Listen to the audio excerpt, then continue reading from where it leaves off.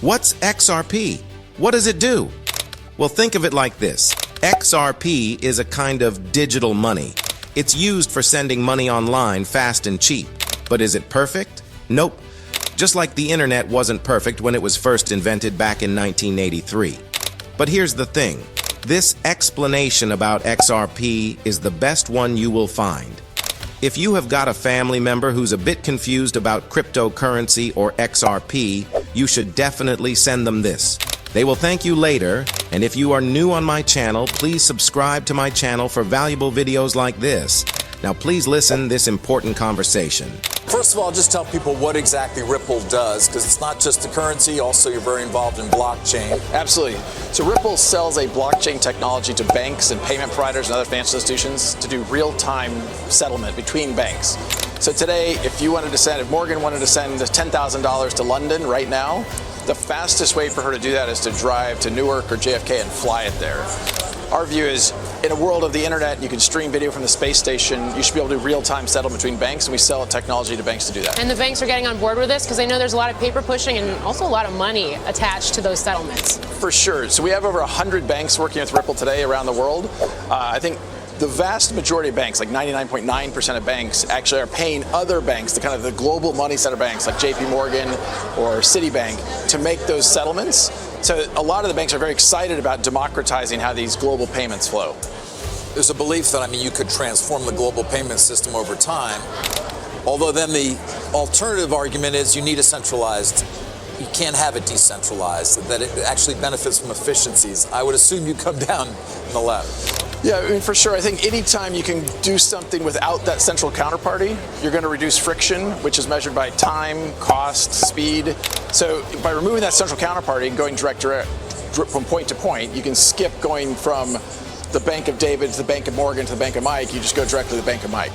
So if the immediate opportunity is efficiencies in this area of the actual kind of nuts and bolts sort of plumbing of the financial system, how does that relate to the value of the Ripple tokens or of the Bitcoin or cryptocurrencies? They're taking on a separate life, it seems, from the future of adoption of this technology. It's a great point, and I think one of the things we all have to remember is that the value of a token over the long term is really going to be derived by its utility.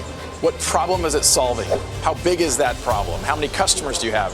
There's no question there's a lot of hype in this system, and I don't actually think that's a good thing. For Ripple, we use this digital asset called XRP to settle liquidity needs between banks. So today, there's $27 trillion parked at different banks around the world so they can make payments between each other. Our view is you can use a digital asset like XRP to do that in real time. Because XRP has been so efficient, it settles a transaction about 3 seconds compared to Bitcoin. So it just passes through that currency for that period of time? That's correct. Yeah. Now, this was pretty shocking, but this is just scratching the surface of what Ripple and XRP really aim to do. Check this out. Ripple CEO Brett Garlinghouse, he joins us right now. And you know, David, some say Ripple could be the next Bitcoin. What do you think, Brett? Is that a compliment that Ripple could be the next Bitcoin?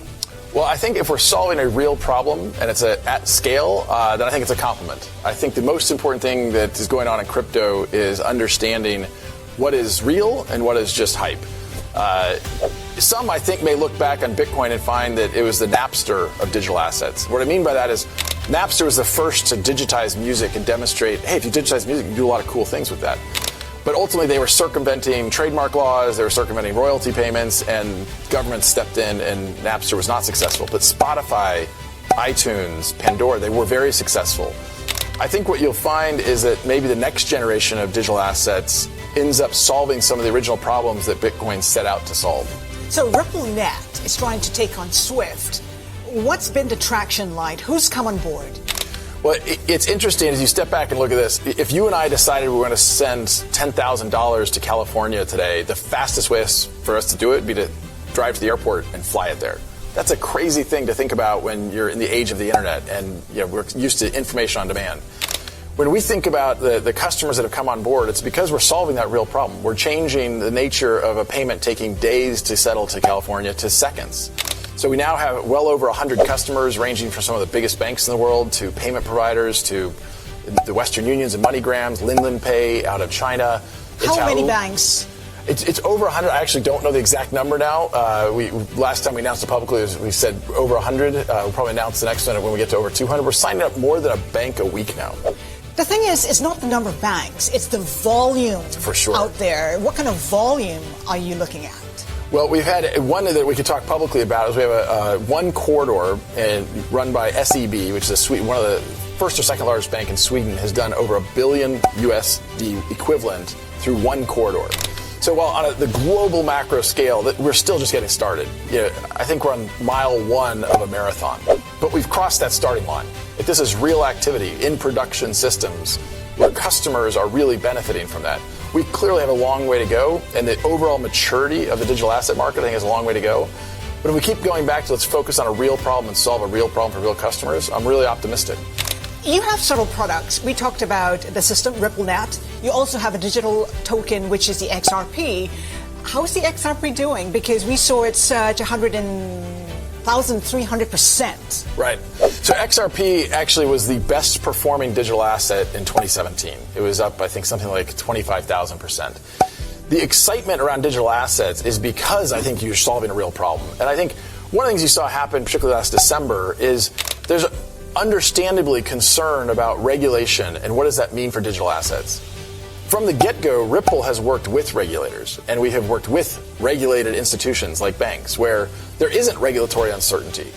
And so we have found that part of the reason why XRP has performed well is because people realize, hey, wait a minute, back to your question, is XRP the next Bitcoin? If we work with the system to solve this problem, and we can solve that problem at scale, a problem measured in the trillions of dollars, then there's a lot of opportunity to create value in XRP. But how can there be clarity on regulation when different countries are adopting different strategies when it comes to regulation? And the other thing as well is volatility. I mean, why use a cryptocurrency when it's so volatile right now? Yeah. So look, it's a really important question. I think there's a lot of misinformation out there. I've kind of jokingly suggested that when people talk about regulatory uncertainty, it's often people because they don't like the regulation. They're not actually regulatory uncertainty. If you think about the XRP transaction from one regulated financial institution, a bank or a payment provider, they're doing what's called a KYC check, which references Know Your Customer. This is a global regulatory framework around KYC.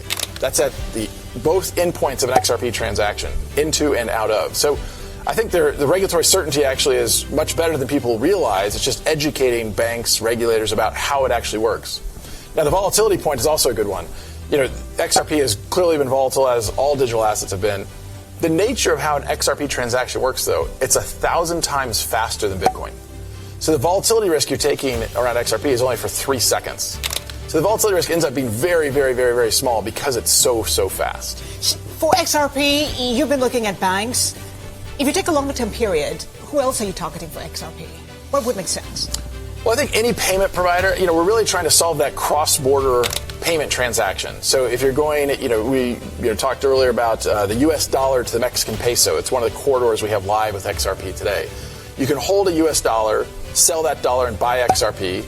In 3 seconds, you can move that XRP to Mexico and then sell the XRP and buy the Mexican peso.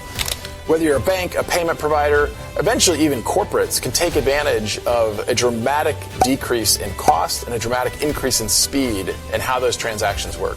The first mile in a marathon is just the beginning. It's the same with XRP. There's so much more to come. New features are being launched, and there are huge developments right around the corner. If you enjoyed the video, please show your support by giving a big thumb to like, subscribing to our channel, and sharing your thoughts on the XRP Ripple in the comments section below. Don't forget to turn on post notifications so you will be notified whenever we upload a new video. Thank you for your support. Remain steadfast until next time.